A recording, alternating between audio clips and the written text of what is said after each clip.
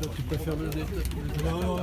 Vas-y, sans micro, allez. Le rapprocher le plus près Oui, possible. donc on a eu un échange assez prolongé avec Madame Mélène Better. Alors, dans l'ensemble, disons, sur le fond, on constate une certaine convergence de fond. Ah bon? Oui, madame, oui, monsieur. Bon, on a longuement discuté et échangé avec elle. Ce qu'on demande et ce qui va intervenir au mois d'octobre, c'est qu'on va se rencontrer pour modifier la formulation du contrat du contrat d'engagement réciproque sur lequel on demande une clarification. Bon, c'est pas tout à fait acquis, c'est-à-dire qu'elle doit prendre discuter là-dessus. Nous demandons d'une façon formelle que... Parlez plus fort, on a entendu. Oh, Mais tu sais, il peut pas, attends, donne-moi ce truc. Mais le très près de Près de la bouche. faut le coller sur la bouche. Nous demandons de façon formelle que sur le document, donc le contrat d'engagement réciproque, il soit précisé que la personne, si elle doit s'engager, enfin si elle décide de s'engager à faire du bénévolat, le fasse de façon totalement, qu'elle a parfaitement le droit de refuser de faire le bénévolat et que dans tous les cas, elle ne peut s'exposer à aucune sanction. Voilà. Donc c'est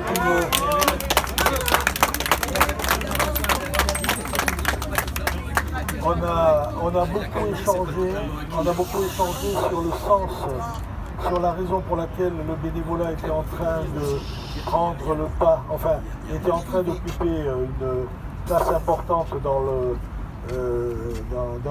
l'aspect économique aujourd'hui. Et on a dit donc de la façon la plus claire qu'on ne voulait pas et qu'on craignait que dans un certain nombre de cas, le bénévolat remplace l'emploi salarié. Alors, dans sa réponse, Madame Mélène Better a reconnu que c'était un danger. Hein, et on a mis en avant que la suppression des emplois aidés et d'un grand nombre de dispositifs pour aider les associations faisait qu'il y en avait beaucoup qui étaient contraintes, qui étaient amenées à faire appel à du bénévolat au lieu de payer des emplois aidés. Et donc, dans tous les constats que nous avons faits, on n'a pu que tomber d'accord, mais bien entendu, et alors, ce qu'on a fait remarquer aussi, c'est que le conseil départemental, comme les associations, voyait ces moyens alloués par l'État diminuer et que ça méritait une réflexion de fond. Bon, et alors, si vous voulez, c'est que tous les constats que nous avons faits, elle n'a plus que les partager. Je ne sais pas, je parle sous la...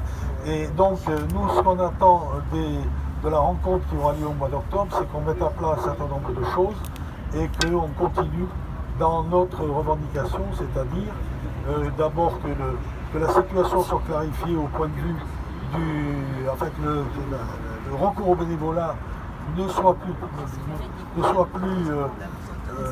clarifié dans le contrat d'engagement. ne puisse plus donner à sanction. Voilà, ne puisse plus donner lieu à sanction et qu'il soit clairement dit qu'on ne peut pas, que les personnes ne peuvent pas faire du bénévolat sous contrainte. Voilà. Voilà. Bon. Mais bon, il faut. Je passe la parole à Jacqueline qui a certainement à rajouter. Voilà.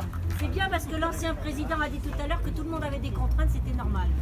Bon, c'est sûr qu'elles nous ont accueillis, elles nous ont écoutés, c'est certain.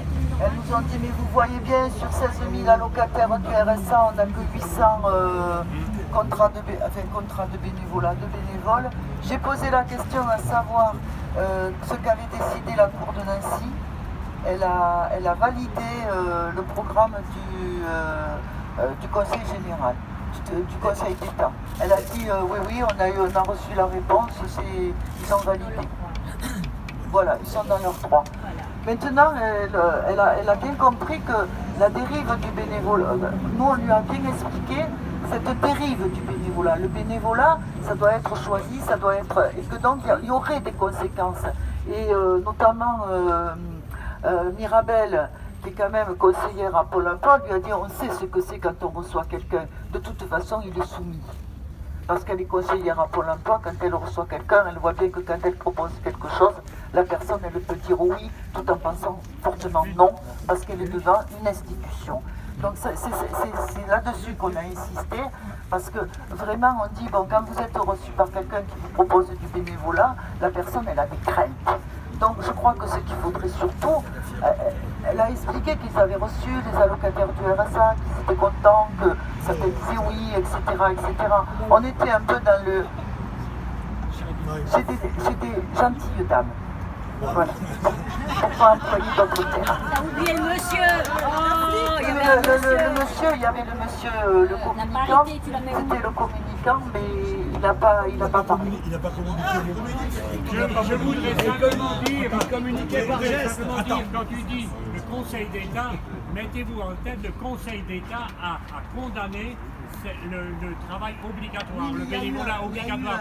Si ça a été confirmé, ça veut dire que cette décision a été conforme. Donc c'est une victoire pour nous. C'est une victoire pour nous. Et ce que Dédé vient de nous dire, et ce que tu dois de nous dire, que de toute manière, ce sous-entendu qu'il faut faire du travail, donc ça a été dit, que ce n'est pas obligatoire, c'est encore une fois une victoire. Il faut le considérer comme une victoire de cette démarche. Excusez-moi, je ne crois pas qu'elle est dit ça, parce que quand je lui ai dit, le Conseil d'État a demandé, quand je lui ai demandé, mais le Conseil d'État a demandé un rejetement à la Cour de Nancy, elle m'a dit, mais il nous a donné raison. Voilà ce qu'elle a dit. Oui, mais Il y a une ambiguïté, parce qu'il nous a donné raison, c'est deux discours qui tiennent depuis le début, le Conseil d'État nous a donné raison. Ce qui est faux, le Conseil d'État a dit il faut rejuger. Ça va. Et à mon avis, la Cour d'appel ne s'est pas encore prononcée. Ça c'est mon avis, maintenant on va vérifier tout ça, parce que, voilà, à mon avis, ça n'est pas encore fait. Hein. Mais pour expliquer la situation, voilà, on a remis